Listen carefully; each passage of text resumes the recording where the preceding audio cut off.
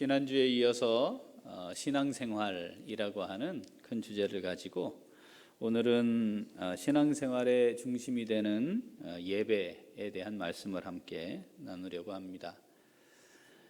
하나님께서 베푸시는 구원은 하나님과 죄인 1대1 개인적 차원에서 베풀어집니다. 하나님이 일일이 구원할 자들을 그 이름을 어린 양 생명책에 기록하시고 때가 되면 불러주셔서 구원의 은혜를 주셔서 하나님의 자녀로 살게 하시죠. 전적으로 구원은 하나님과 죄인의 1대1의 관계에서 이루어집니다. 자, 그러면 구원이 베풀어졌다. 자, 이 말은 구원받은 개인이 그 개인으로 사는 것이다. 이렇게 성경은 말하고 있지 않습니다. 구원은 개인에게 베풀어지지만 구원이 베풀어지는 순간 하나님은 그를 그리스도의 몸으로 부르시고 그리스도의 몸의 지체가 되게 하셔서 구원받은 성도들의 모임 속에 있게 하십니다. 그러니까 구원받은 사람이 구원의 은혜를 누리고 있다라는 말과 그리스도의 몸인 교회 공동체의 지체가 되었다는 말은 같은 의미입니다. 자, 교회는 구원받은, 부름받은 성도들의 모임이라고 한다면 이 구원받은 성도들이 구원의 은혜를 누리는 순간 지극히 당연하게 해야 하는, 하게 될 수밖에 없는 신앙의 행위가 있습니다. 그게 뭐냐면 나를 구원하신 하나님을 높이는 겁니다. 나를 구원하신 하나님께 감사하는 겁니다. 나를 구원하신 하나님을 내 삶의 주인으로 고백하는 겁니다. 이걸 다 통틀어서 하나님을 예배한다라고 합니다. 자, 그렇게 구원받은 성도들이 구원의 은혜가 임했다는 것이 확인되는 순간 다시 그 구원의 은혜에 대한 응답으로 하나님을 높이는 행위를 하는 존재라면 그 사람들이 모이는 것은 곧 그 모임은 하나님을 예배하는 것이 그 모임의 본질이고 그 모임의 근거이고 그 모임의 기초입니다. 그러니까 예배가 예배로 제대로 드려지지 않으면 교회 공동체가 아닌 종교단체가 될 수 있습니다. 예배는 교회의 존립의 근거입니다. 그리고 예배는 교회의 모든 사역과 정체성의 기초입니다. 따라서 예배를 제대로 드리는 것이 그 교회가 하나님 앞에서 온전한 교회로 서 있느냐를 판단할 수 있는 근거입니다. 신앙생활을 하고 있다는 말과 예배를 드리고 있습니다 라고 하는 말이 같은 의미가 되겠죠. 많이 어수선합니다. 우리도 어수선했습니다. 그래서 오늘은 마침 대주제가 신앙생활이었기 때문에 오늘은 성경이 말씀하고 있는 우리가 꼭 구원받은 성도로서 하나님을 예배하는 자로 살아야 하는데 우리가 꼭 붙들어야 하는 예배의 본질이 무엇인지, 우리의 예배는 어떠해야 하는지에 대해 말씀을 함께 나누고자 합니다. 자, 신앙생활의 근간이자 교회 존립의 기초인 예배. 예배는 어떤 것입니까? 첫째, 다시 한번 첫째, 아주 단순한데 그리고 너무 쉽고 우리가 잘 알고 있는 것인데 사실 이걸 놓치는 경우들이 많이 있습니다. 자, 예배는 하나님께 드리는 겁니다. 지금 예배하고 있는데 우리가 이 한다라는 말을 본다라는 말과 혼용해서 써요. 실제로 본다라는 말이 한다라는 의미를 가지기 때문에 그렇습니다. 그런데 이 본다라는 것이 한다의 개념이 아니고 그냥 보다의 개념이 될 수도 있죠. 그럴 경우에 그것은 종교 의식을 치룬 겁니다. 예배한 것이 아닐 수 있는 거죠. 레위기 1장 1절에서 3절을 한번 읽어보겠습니다. 여호와께서 회막에서 모세를 부르시고 그에게 말씀하여 이르시되 이스라엘 자손에게 말하여 이르라. 너희 중에 누구든지 여호와께 예물을 드리려거든 가축 중에서 소나 양으로 예물을 드릴지니라. 그 예물이 소의 번제이면 흠 없는 숫컷으로 회막문에서 여호와 앞에 기쁘게 받으시도록 드릴지니라. 아멘. 예물을 드리려거든 드릴지니라. 하나님께 드리는 겁니다. 하나님을 향하는 것이고 하나님이 중심이어야 하고, 그러므로 하나님의 뜻이 무엇인가를 살펴야 합니다. 그 하나님을 향해 드리는 것이 예배입니다. 하나님께로부터 무엇을 받는 것이 아니고 하나님께 드려야 합니다. 자, 이것이 완성된 예배로 구약의 이 제사가 네가 나의 백성이냐, 네가 나의 백성이냐, 나를 구원자로 인정하느냐, 지금 애굽에서부터 너희를 구원해내, 내 백성을 너희들을 나의 백성으로 삼았다, 그걸 너희가 인정하느냐? 그렇다면 뭐하라? 예물을 드려야 한다. 그런데 예물을 드리려거든 이렇게 드릴지니라. 이렇게 시작된 규례가 복음을 통해 완성이 된 것이 오늘 우리가 읽었던 본문 로마서 12장 1절입니다. 자, 오늘 본문 로마서 12장 1절 한 번 더 읽어보겠습니다. 그러므로 형제들아, 내가 하나님의 모든 자비하심으로 너희를 권하노니 너희 몸을 하나님이 기뻐하시는 거룩한 산제물로 드리라. 이는 너희가 드릴 영적 예배니라. 드림입니다. 드리는 겁니다. 받는 것이 아니고 드리는 겁니다. 이 굉장히 단순한데 이 단순함 속에 정말 많은 의미가 담겨 있는 거죠. 여러분, 지금 우리가 매 주일마다 예배를 드린다라고 이야기할 때 예배에 참여하거나 예배를 보는 것이어서는 안 됩니다. 어떻게 해요? 하나님께 드리는 것이 되어야 합니다.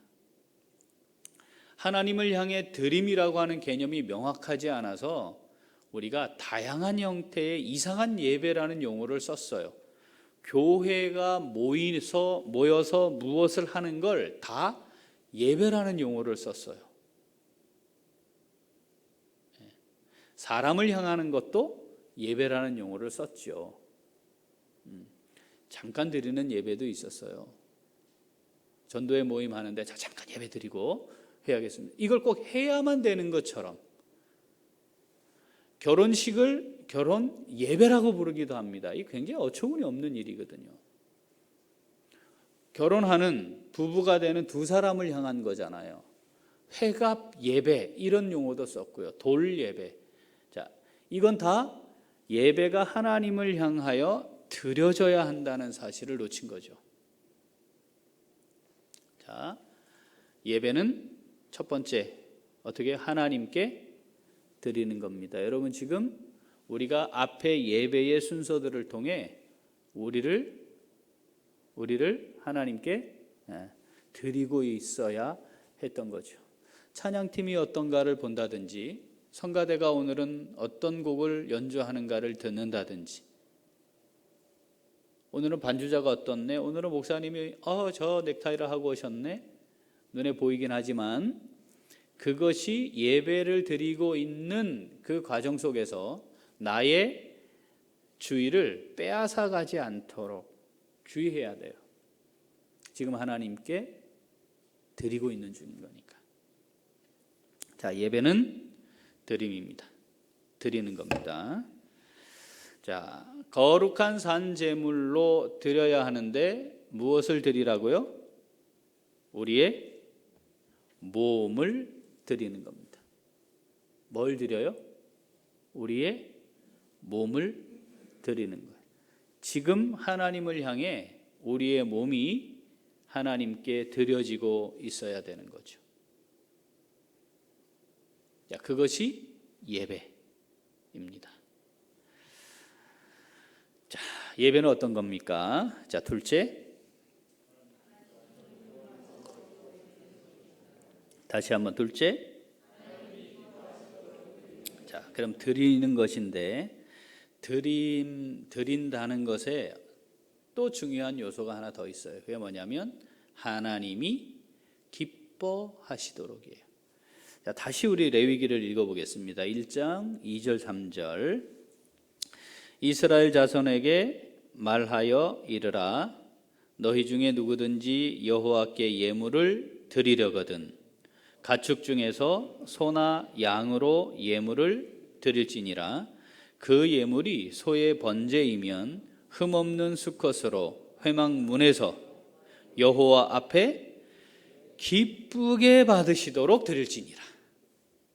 자, 이 하나님께 드림에 대한 말씀을 여러 가지가 요소들이 있어요. 그렇죠? 무엇을 어떻게가 들어가 있어요. 그러니까 제물이 어떠해야 되는지, 절차와 방법은 어떠해야 되는지. 그런데 이 모든 것을 다 담아내는 표현이 뭐예요?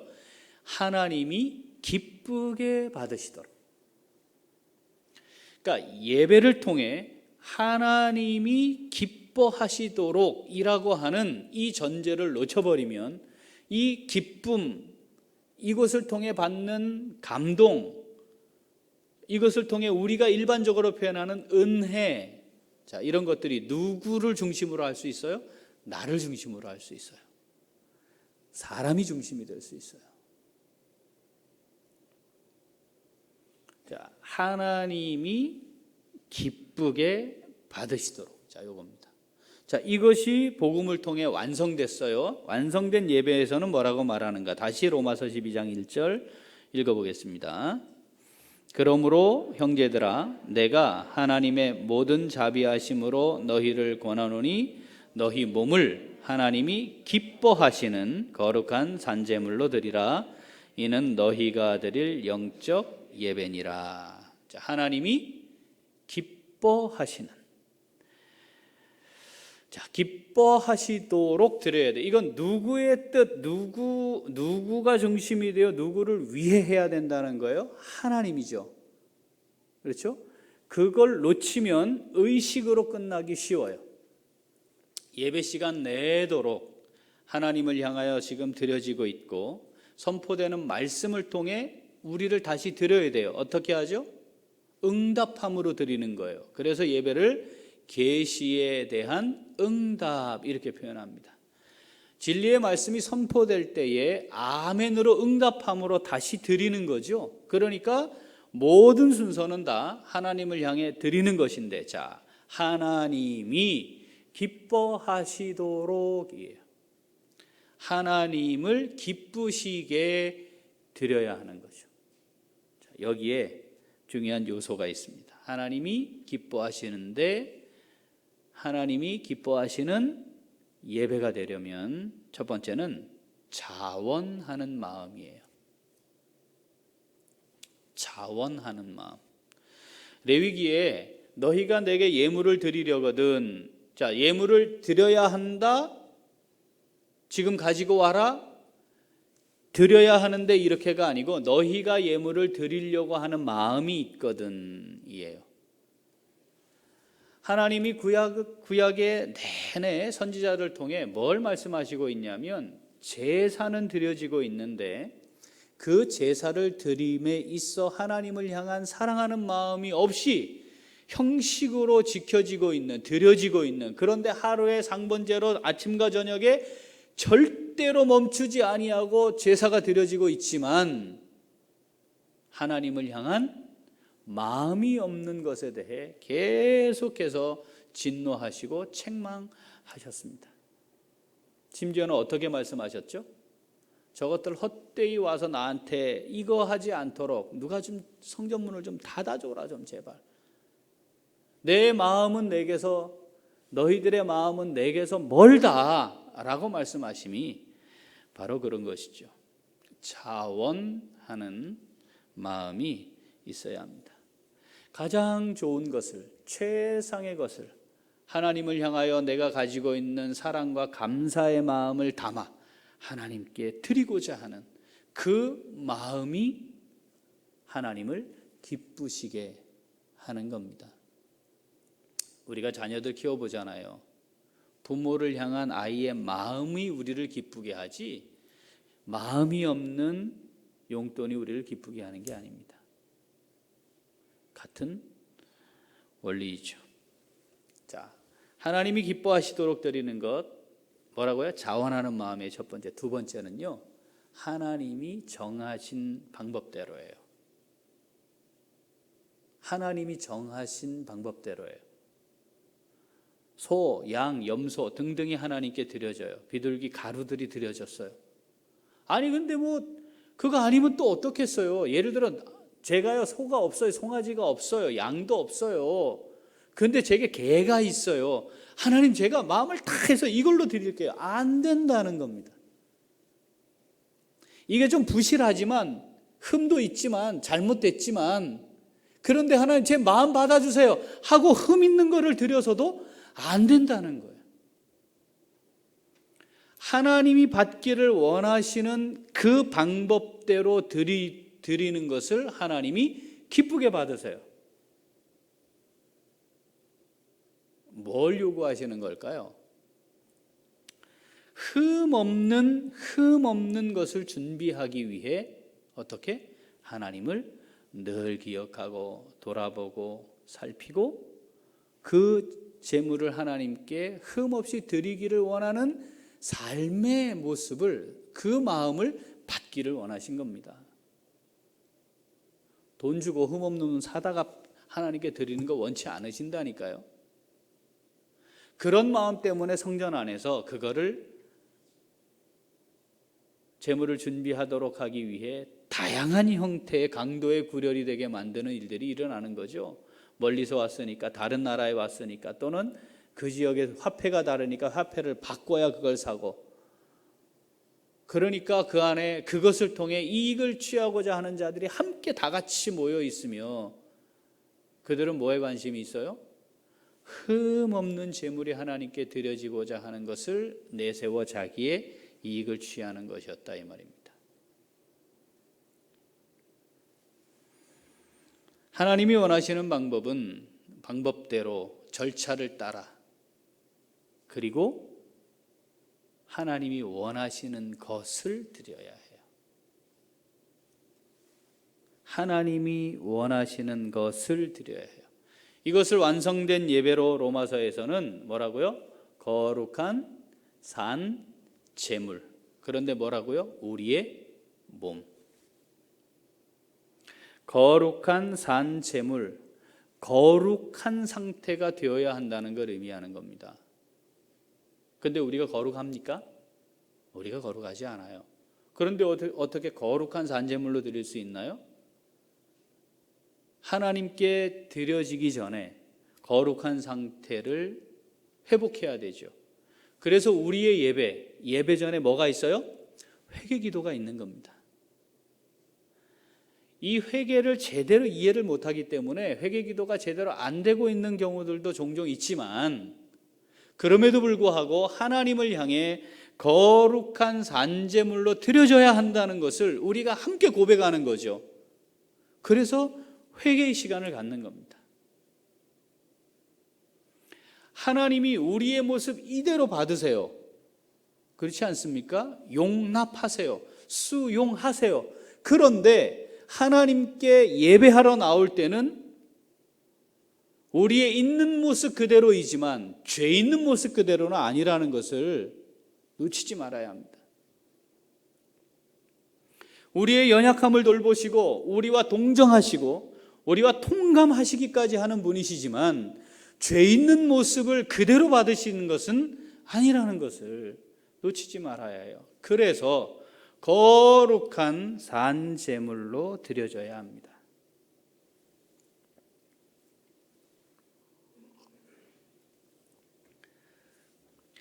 예배가 하나님 앞에서 하나님께 드려지고 있다는 사실을 정말 믿음으로 고백하는 성도들이 예배의 진지함이 어떠해야 할까? 예배에 임하는 태도는 어떠해야 할까? 예배가 진행되는 과정에서의 모습은 어떠해야 할까? 그 모습이 예배를 얼마나 귀하고 소중하게 여기고 있느냐를 보여주는 겁니다.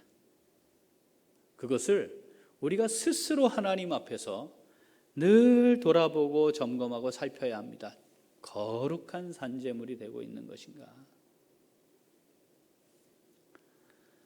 자, 하나님이 기뻐하시도록 드리는 겁니다. 자원하는 마음으로 하나님이 정하신 대로 나를 거룩한 산 제물로, 그것이 예배입니다. 자, 셋째,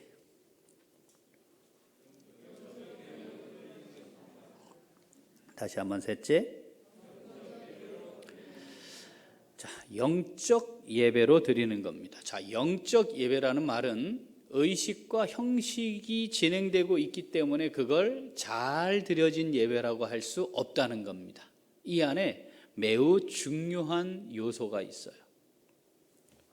요한복음 4장 23절 24절 같이 읽어봅니다. 아버지께 참되게 예배하는 자들은 영과 진리로 예배할 때가 오나니 곧 이때라. 아버지께서는 자기에게 이렇게 예배하는 자들을 찾으시느니라. 하나님은 영이시니 예배하는 자가 영과 진리로 예배할지니라. 무엇과 무엇으로? 영과 진리로 예배할지니라. 무엇으로? 영과 진리로 예배할지니라. 예배는 성령의 임재 가운데 진리를 따라 드리는 겁니다. 성령의 임재 가운데 내가 영으로 영이신 하나님과 인격적 교통을 이루는 것을 의미합니다. 지금 이곳에 하나님의 임재하심이 성령을 통해 확인되어야 해요. 그런데 하나님의 임재하심이 확인되는 실질적인 또 하나의 요소가 진리, 하나님의 말씀. 하나님의 말씀이 임함으로 하나님의 임재가 경험되는 겁니다. 진리의 영이신 성령을 따라 진리로 예배하는 거죠. 그 하나님의 말씀이 내게 임할 때에 아멘으로 응답함으로 다시 하나님께 드리는 겁니다. 말씀 들으러 왔습니다. 그것이 예배의 전부여서는 안 되는 거예요. 말씀을 들으러 온 것이 아니라 그 말씀이 내게 임한 것입니다를 고백함으로 아멘으로 응답하여 다시 드려야 돼요. 이게 영과 진리로 드리는 예배입니다. 과거에는 장소적 제한이 있었습니다. 어디에서만 할 수 있었나요? 성전에서만 할 수 있었습니다. 지금은 장소적 제한이 없어요. 장소는 교회가 아닙니다. 예배당은 건물일 뿐입니다. 그곳에 구원받은 성도들이 함께 모여 있기 때문에 그곳이 성전이 되고 그곳이 하나님께 예배하는 처소가 되는 것이지, 우리가 여기 임대 기간이 끝나서 옮겨가면 여기는 그냥 건물로 남는 겁니다. 우리가 그거를 모르고 있는 게 아니잖아요. 그런데 중요한 것은 우리의 이 모임이 지금 영과 진리로 하나님께 드려지는 모임인가를 놓치지 말아야 한다는 겁니다. 예배당에서 함께 우리가 구원받은 성도요 그리스도의 몸의 지체임을 고백하며 드리고 있는, 의식으로 드리고 있는 이런 이 예배를 공예배라고 합니다. 공예배와 교회는 같은 겁니다. 교회가 있는데 공예배가 없다, 교회가 아닌 겁니다. 교회와 공예배는 같은 의미예요. 동전의 양면이에요. 따라서 교회가 교회로 존재한다는 것은 곧 예배가 하나님께 드려지고 있다는 것과 동일합니다. 하나님과 어떻게 우리가 인격적 교통을 이룰 수 있습니까? 성령으로, 그래서 영으로. 어떻게 하나님과 교통이 이루어집니까? 하나님이 우리에게 주시는 말씀을 받고 말씀의 아멘으로 응답함으로, 그러므로 영과 진리로 예배가 드려지는 겁니다.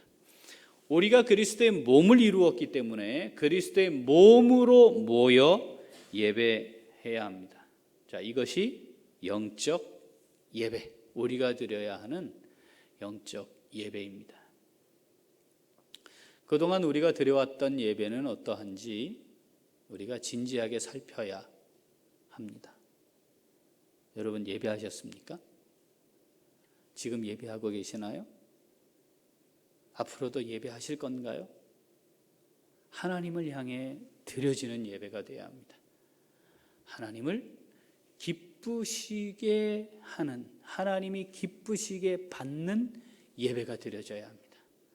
이 예배가 형식과 의식으로 끝나지 않는 영과 진리를 통해 하나님과 교통이 있는 임재를 경험하는 예배가 되어야 합니다. 예배가 신앙생활의 기초입니다. 여러분들 아시는 것처럼 저는 검정고시 출신입니다. 제가 어린 나이에 국가고시를 본 사람입니다.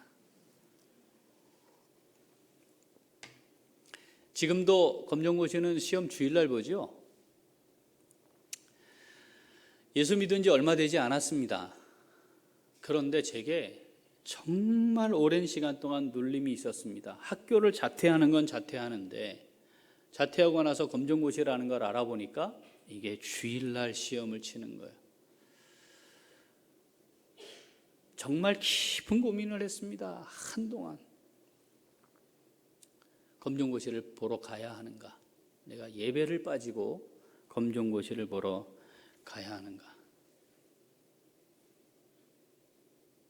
이게 맞느냐 틀리냐를 논하자는 이야기가 아니라 그렇게 예배를 귀히 여기는 마음이 있었다는 겁니다. 멀리 출타를 했다가도 주일에는 예배를 드리러 와야 한다라고 하는, 아니 거기서도 예배할 수 있어요. 그런데 예배를 드리러 와야 한다는 생각을 했습니다. 왜 그렇습니까?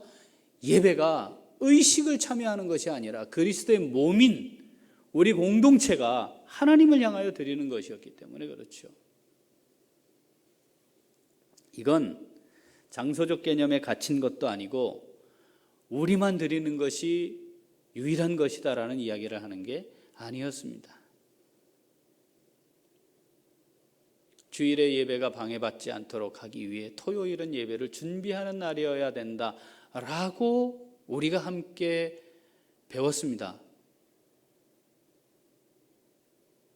이것은 하나님을 향하여 그리스도의 몸으로 드려지는 예배가 얼마나 소중하게 다루어져야 하는 건지, 얼마나 귀하게 여겨야 하는 건지를 표현하는 것이었습니다. 지금은 매우 다양한 사회생활을 하고 있습니다. 주일을 자기의 결정대로 예배를 드릴 수 없도록 살아가야 하는 사회 영역이 있습니다. 이건 우리가 가지고 있는 고민이죠. 그런데 자의적인 판단에 의해 예배보다 더 귀한 가치를 가지고 사는 것들이 있습니다. 내가 무엇을 선택하는가를 따라 내가 정말 무엇을 더 귀하게 여기고 있는지를 확인하면 됩니다. 어쩔 수 없이 예배해야 합니다. 어쩔 수 없이 예배를 해야 해요. 그런데 어쩔 수 없어서 예배를 드리지 않기로 결정하는 것이 우리에게 일반화되는 것은 하나님을 기쁘시게 하는 신앙생활일 수 없는 거죠. 교회와 예배는 같은 의미이기 때문에 예배를 드릴 수 없는 형편에 놓이는 것을 우리가 믿음으로 받아들여야 하는 것은 맞습니다. 그런데 스스로 예배를 드리지 않기로 결정하는 일은 참으로 매우 신중하고 조심해야 합니다.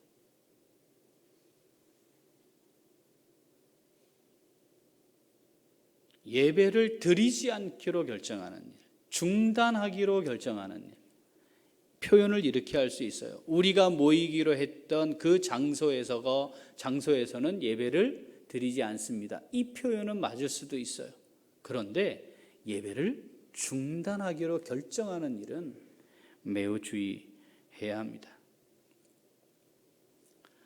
여러분, 제가 도둑놈이에요. 그런데 우리 아이들이 도둑질을 했어요. 그러면 도둑놈인 아버지, 나는 우리 아이들에게 뭐라고 말해야 됩니까? 도둑질은 나쁜 거야, 죄야, 이렇게 얘기해야 해요. 충분히 이해할 수 있어요. 나도 그래 봤으니까, 나도 그렇게 살고 있으니까 그 사람의 형편과 처지가 다 이해가 돼요. 그렇지만 무엇이 기준인지, 무엇이 표준인지, 우리가 말해야 하는 것이 무엇인지에 대해서는 분명해야 합니다.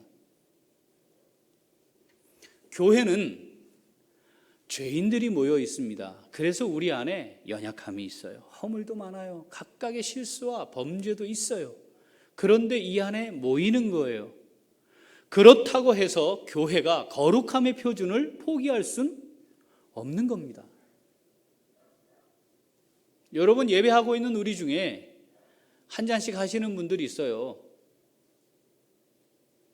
그러나 교회가 그렇기 때문에 술 취하는 것이 범죄라는 얘기를 하지 말아야 합니까? 아니죠. 술 취하는 게 범죄입니다. 명백하게 범죄입니다.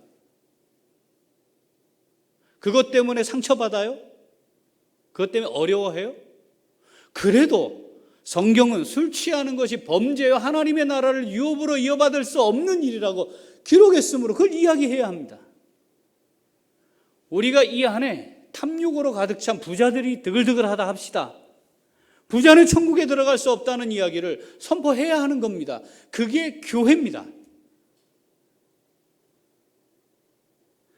거룩함의 표준이 무엇인지에 대해 말해야 하고 그래야 한다라고 선언해야 합니다. 그러나 그 거룩함을 우리 모두가 다 이루고 살 수 없으므로 그것에 이르지 못하고 있는 연약함은 서로 격려하고 회개케 하고 또 조금 더 거룩함에 이르러 가도록 하기 위해 함께 애쓰는 것이죠.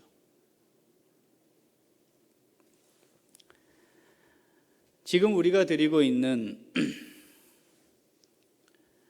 이 예배가 온라인 예배라는 용어로 사용되지 않도록 기도해야 합니다. 온라인 예배라는 말과 온라인 교회는 같은 개념입니다.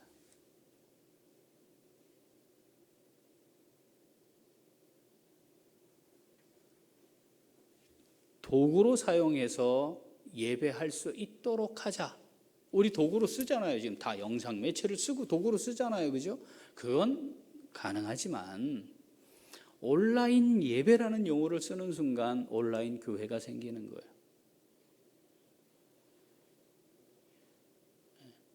우리 교회는 어떤 경우에도 온라인 예배를 드리지 않을 겁니다.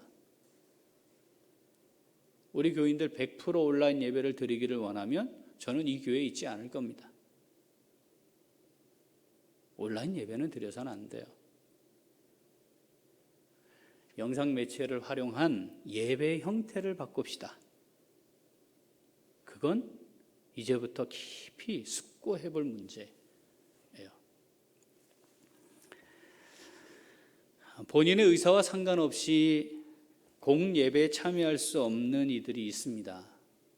그걸 이 땅에서 제거할 수 없다면 그건 탄력적으로 할 수 있습니다. 그렇다면 주일에 매이지 않거나 주일 낮에 매이지 않을 수 있습니다. 예배할 수 있게 해줘야 합니다. 믿음의 분량에 따라 판단이 서로 다를 수 있어요.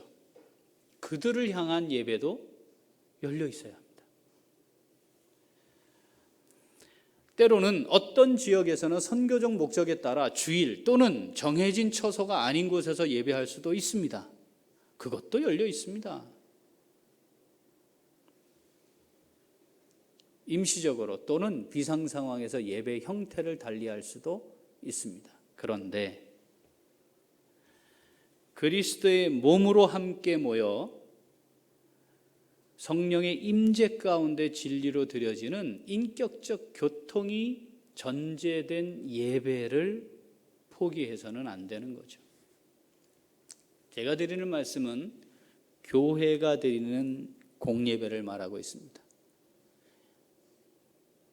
이것 외에 우리의 삶에서 드려지는 예배, 우리의 삶 전체가 하나님께 드려져야 하므로 그 예배입니다. 그런데 하나님이 정하신, 하나님이 원하시는, 하나님이 우리에게 드리라고 한 공예배의 개념을 확대된 예배의 개념으로 대치하면 안 된다는 말씀을 드리고 있는 겁니다. 정리를 하죠. 자, 예배는 교회입니다. 따라서 교회가 존재하는 한 예배가 멈출 순 없습니다.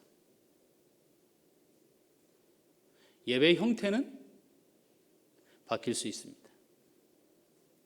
어떤 경우에 우리 모두가 가정 예배를 함께 드려야 하는 때가 있을 수도 있겠습니다. 그러나 예배로 드려져야 합니다. 그리고 그 예배의 중요한 요소는 하나님께 드림이어야 합니다. 하나님께 드림입니다.